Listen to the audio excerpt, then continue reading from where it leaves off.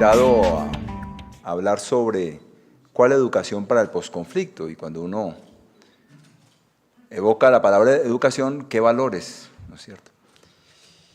¿Y qué estamos entendiendo por la paz? La paz no es la ausencia de conflictos, es absolutamente natural, benéfico, necesario, inevitable que tengamos gustos diferentes, prioridades políticas distintas, pensamientos distintos de cuáles son los problemas prioritarios. Hay intereses de familia, individuales, de gremio, de clase social. O sea, los conflictos son normales en la sociedad. Una sociedad que se imagina a sí misma son conflictos es una sociedad totalitaria. Ese es el gran sueño de los dictadores. Ni un resquicio de oposición. Todo dentro del Estado, y el Estado soy yo generalmente, ¿no? Entonces, los regímenes que niegan el conflicto necesariamente son regímenes autoritarios, totalitarios, que no permiten el pluralismo, la divergencia, la convivencia de la pluralidad moral, política, religiosa, filosófica, de gustos y desintereses.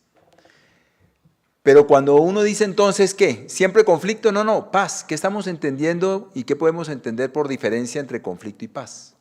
Tiene que haber un llanito. La paz, invito a que pensemos desde ahí, es construcción de reglas, de instituciones, de hábitos, de bienes colectivos, de bienes que nos pertenecen a todos y que nos hacen, por lo tanto, nación, pueblo, país, cobijado por unos bienes colectivos. Que no es que me pesen, los tengo que soportar, sino que gano teniendo esos bienes colectivos. Creo que el posconflicto a construir es construir una constitución, un sistema político, un sistema de representación territorial, una descentralización, unos planes de desarrollo incluyentes que integren en la pluralidad y que uno pueda decir, este es mi país porque tengo alguna capacidad de representación, de desarrollo, de ingresos, de validar mis intereses, mis pareceres dentro de esta cobija nuestra. Para eso quiero problematizar qué tan lejos estamos, y toda problematización busca exagerar un poco ciertas características y decir, wow, ¿no? Para ver cuáles son los obstáculos nuestros construidos históricamente para llegar a eso que sonó tan rápido y tan fácil. Construir reglas, instituciones y hábitos comunes de defensa de lo público como el beneficio de cada uno de la pluralidad que conforma Colombia.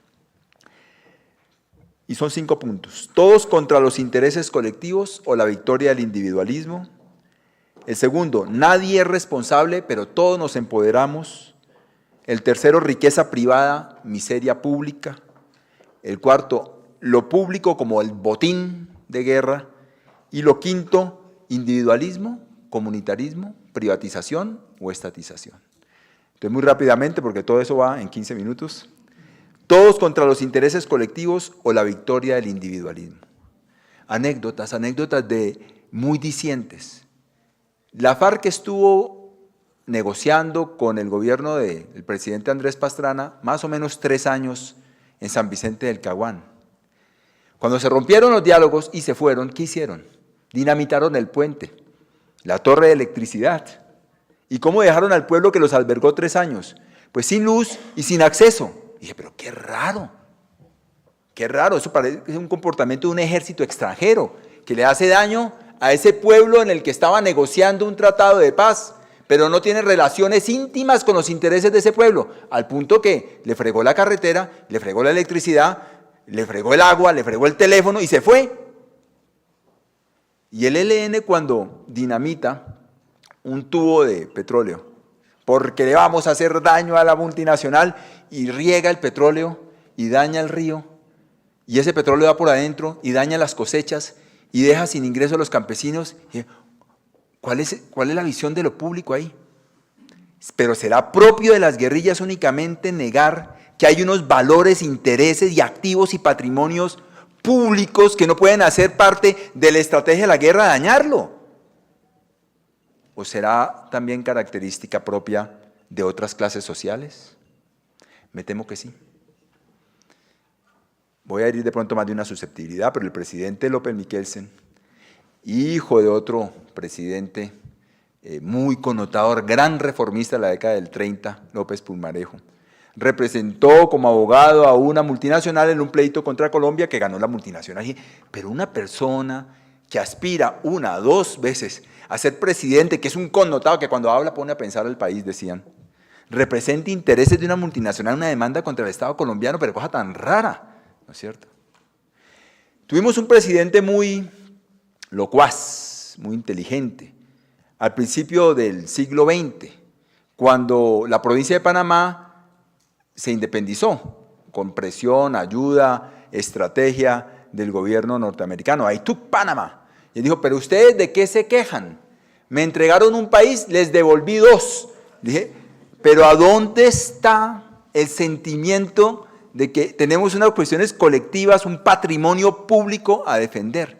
Podría seguir los ejemplos de las expresiones una y otra vez de diferentes clases sociales, gremios del capital, personalidades, en que pareciera que lo público no es ese valor supremo que nos cobija como beneficio de cada uno de nosotros, tanto como individuos como una sociedad que pueda vivir en paz, pero una paz no sin conflictos, sino una paz que pueda tramitar a través de instituciones, reglas y hábitos sus conflictos. Nadie es responsable, todos nos empoderamos. El señor Goering estaba muy sorprendido. En uno de los debates en que he sido invitado para el lanzamiento de un libro, los alcaldes decían, sí, todos dicen que la paz se firma en La Habana y que después nosotros vamos a ser responsables del posconflicto, pero no tenemos desarrollo institucional, no tenemos plata, no hay descentralización de las estrategias de desarrollo económico, no tenemos capacidades. El gobierno nos manda, nos da una plata y dice, y usted la gasta así en este porcentaje y de esta manera. Nosotros somos unos mandaderos sin poder. Y el poder lo tienen los departamentos y la presidencia, y los representantes de los departamentos, los gobernadores decían, nosotros no tenemos el poder, a nosotros la plata nos pasa del centro a los municipios, somos prácticamente una figura decorativa. Y yo me acordé que Horacio Serpa alguna vez me dijo en el aeropuerto, Darío, yo me la paso aquí viniendo a Bogotá a tramitar proyectos que por fortuna me tratan bien los funcionarios de tercera o cuarta categoría en los ministerios y que me reciben, porque nosotros, gobernadores, no tenemos discrecionalidad ni manera de hacer políticas de desarrollo o proyectos, todo se decide en Bogotá. Y cuando uno habla con los funcionarios de Bogotá, dice, pues nosotros tampoco tenemos el poder centralizado es una ficción, el presidencialismo es una ficción, este es un país de una dispersión y una fragmentación impresionante. Nosotros hacemos y hacemos leyes y después no se cumplen. Y entonces pasamos montando una cantidad de programas de capacitación, como si el problema fuera que el otro era un incapaz que no hubiera entendido. Pues claro que entendió, pero tenemos un país de indómitos. Entonces, ese centralismo no es sino la manifestación de la incapacidad de la gobernabilidad, del respeto de reglas colectivas. Centralizamos y centralizamos autoridad a ver si podemos lograr que nos obedezcan. Y entre más centralizamos, menos nos obedecen. Entre más presidencialismo y centralismo, más indómito el país. Nadie es responsable, decía el señor Goering. En este país es muy raro. El alcalde dice que no tiene poder, el gobernador dice que no tiene poder, el presidente pareciera que quisiera tener poder, pero también cuando uno se entra en las entrañas, se quejan de la fragilidad del poder central. ¿Dónde está entonces el poder? Así como parece que nadie se siente responsable, todos nos empoderamos. Algunos nos alarmamos, yo fui entre ellos, que si uno hacía reelecciones, se iba a quebrar el equilibrio de poderes en Colombia porque el presidente tiene demasiada capacidad de nombrar diferentes dignatarios de las ramas del poder. Y entonces, ya el presidente copó la Corte Constitucional. La Corte Constitucional, cada uno de ellos dijo, yo soy la Corte. ¿Y el fiscal qué es? Yo soy el fiscal. ¿Y el procurador qué es? Yo soy el procurador. Cada uno es un poder impresionantemente grande y empoderado. Y uno va y hay alcaldadas, ¿sí? La característica de nuestro no reconocimiento que yo soy responsable de lo que pasa está íntimamente ligada al hecho de que todos nos empoderamos con el pequeño poder que logremos conquistar, ganar por mérito o por cualquier otra razón. Tercera característica, riqueza privada, miseria pública. Salgamos a la calle, y aquí en el norte.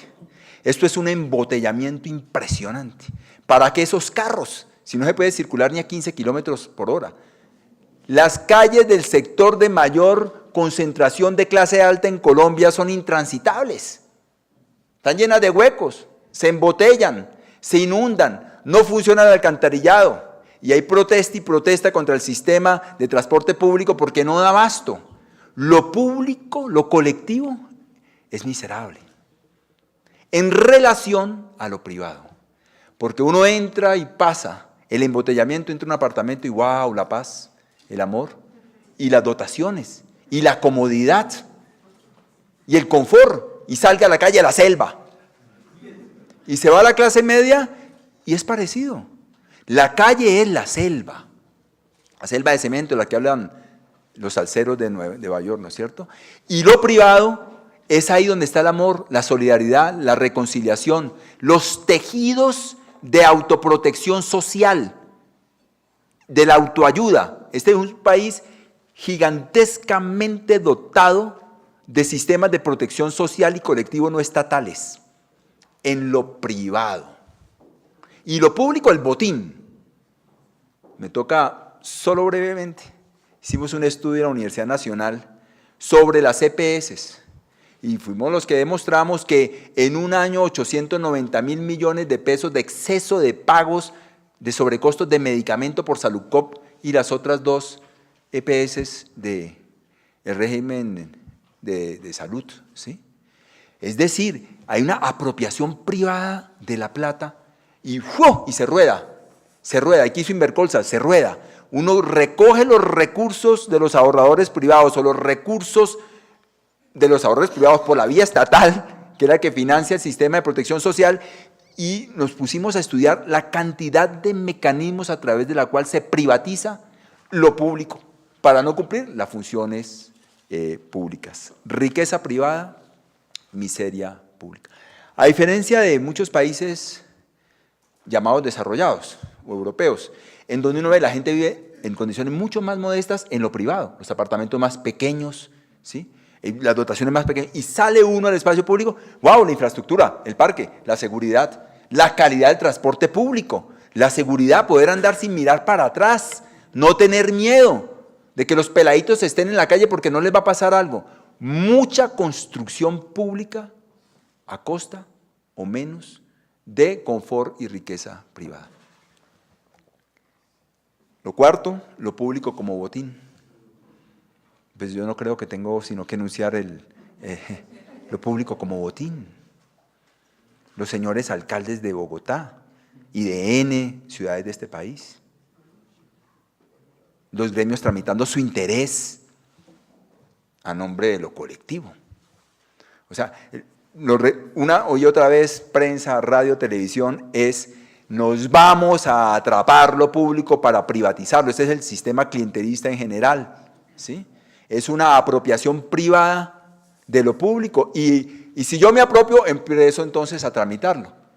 Cultura que viene de lejos, porque la monarquía española durante la colonia vendía los cargos públicos, necesitaba plata, no tenía burocracia, contadores, profesionales, que aunque esa palabra no existía en la época, entonces le decía, señor Alfonso, señorita, bueno, señorita no, porque eran todos una sociedad machista, eran hombres, pongo en venta el cobro de los impuestos. ¿Cuánto paga usted a la corona?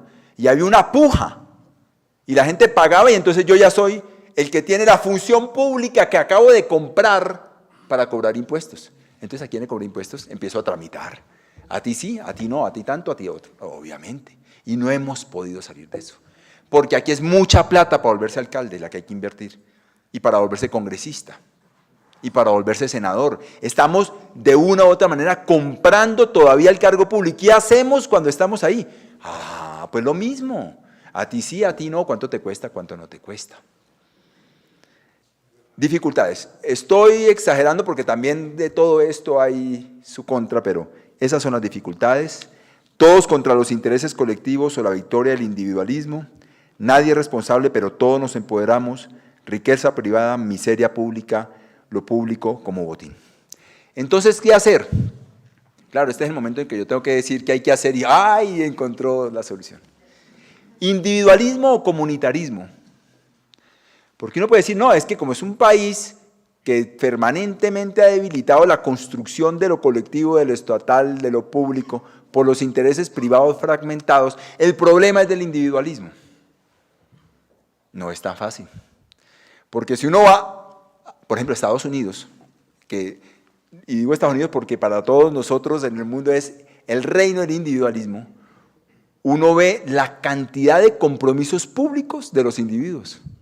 Entonces vayas al Central Park, banca donada por Darío Restrepo, estatua donada por, y los hospitales, y los colegios, y las universidades, y los parques, y las carreteras, y los andenes, y las investigaciones, una cantidad de inversión privada en lo público. Entonces el problema no es solo, el problema no es el individualismo solamente. Entonces la solución es comunitarismo. Vayas al sur de Italia. Ayer, por fortuna, me encontré con el director de estos eventos en Cartagena sobre el festival de música. Decía, no hay una Italia, hay 3 Italias.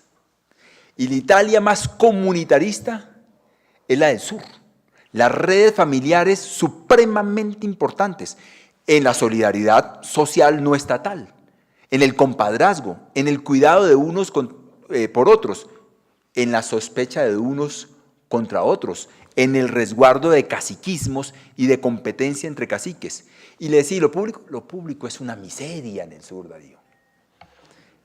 Las dotaciones públicas de esos sistemas comunitaristas son muy precarias, pero qué cosa difícil. En los sistemas individualistas hay dotaciones públicas más fuertes y en los sistemas comunitaristas hay dotaciones públicas más débiles, pero en el sistema individual las redes comunitarias sociales son un poco precarias. Bueno, problema. No es tan fácil decir, vámonos al comunitarismo o defendámonos el individualismo, pensemos el problema. Otro problema a pensar, ¿estatismo o privatización? No, pues qué jartera el estatismo. El estatismo siempre termina diciendo, el Estado soy yo y mis amigos, ¿sí? Un bellísimo, no, un trágico libro en los 80 que se llamaba La nomenclatura, que describía el funcionamiento de la burocracia, creo que era checoslovaca, por dentro. Y bueno, se han escrito otros libros del funcionamiento, de cómo funcionan los sistemas estatistas y cómo se privatizan por redes clienterales, y finalmente eso no está defendiendo lo público, sino las redes clienterales que se apropian del Estado. Entonces la solución, privaticemos. ¡Wow! Y la privatización es la precariedad de los individuos ante los poderes que se apropian de lo privado, ¿sí? Y estamos haciendo sociedades donde estamos, a través de los sistemas de privatización, precarizando muchísimo los derechos, muchísimo. Por ejemplo, en el campo, ahora que dice, uy, no, la violencia origina en el campo, se perpetúa en el campo y va a seguir en el campo, ¿qué van a hacer los alcaldes? Vaya a ver los instrumentos para intervenir hoy. Laura, ¿dónde está? Se perdió. En el desarrollo en el campo. Los desmontó el neoliberalismo en 30 años. No hay instrumentos, no hay instituciones, no hay fondos de desarrollo. Están desmontados. Porque el mercado iba a proveer, el mercado no proveyó. Teníamos fondos de inversión para la creación de empresas, ¡pum!, desaparecieron. Desde 70, 80, 90. Tenemos fondos para el desarrollo regional, ¡pum!, desaparecieron. Tenemos instituciones de apoyo al campesinado, ¡pum!, desaparecieron. La reforma agraria nunca ha funcionado, ¿sí? Entonces tenemos que reconstruir los instrumentos de lo público que han sido desmantelados por el paroxismo de que el mercado proveerá, pero el mercado no ha proveído de manera equitativa y esto.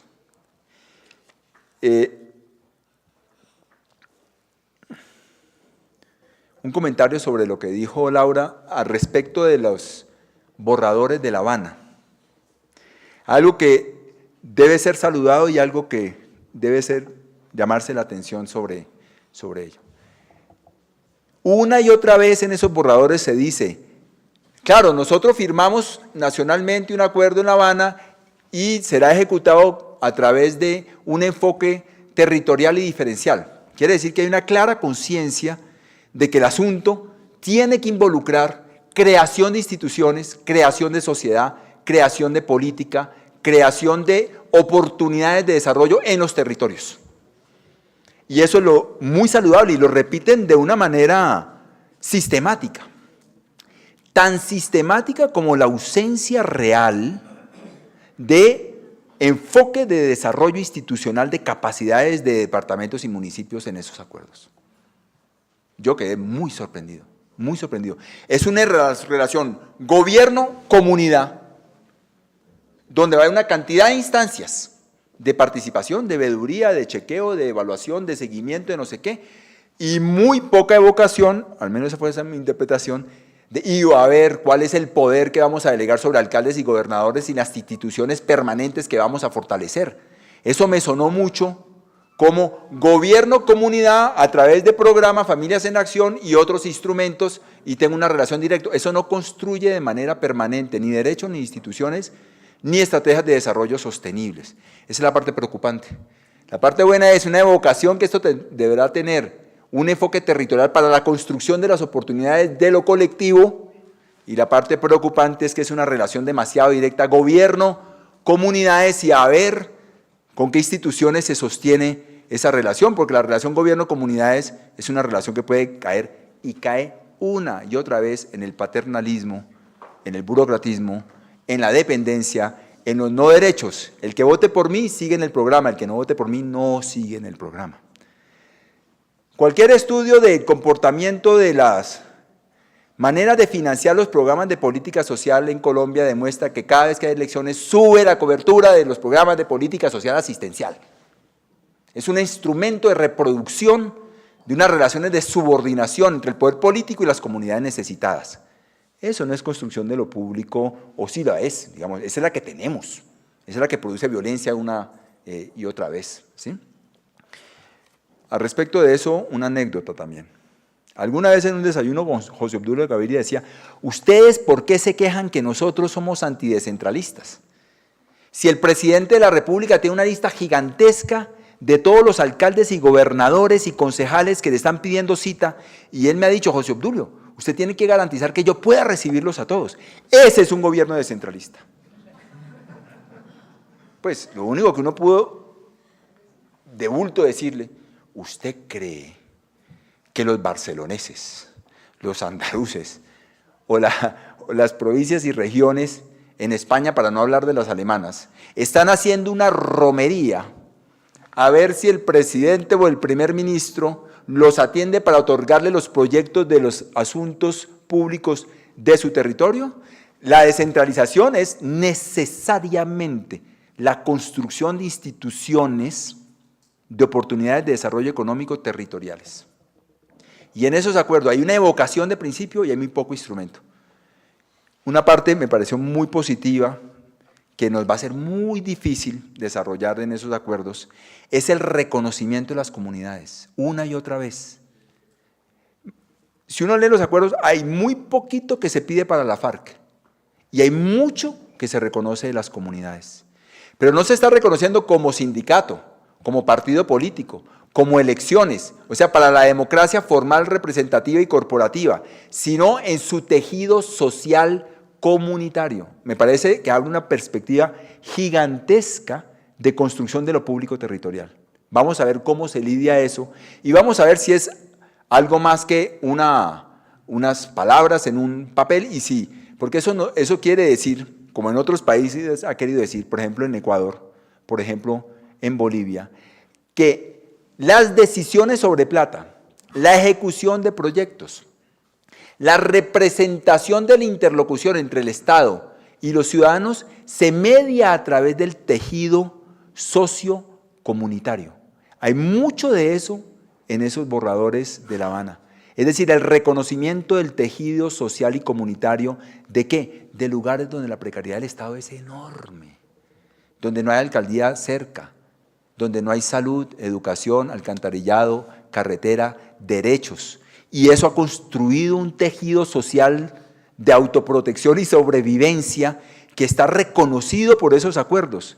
Creo que sería de desarrollar una bellísima oportunidad de reconocimiento, que el problema no es ni estatizar ni privatizar, sino construir los escenarios. Eso es plata, eso es proyecto, eso es representatividad, eso es autoridades, instituciones del tejido sociocomunitario territorial para garantizar construcción de reglas, hábitos e instituciones públicas. Gracias.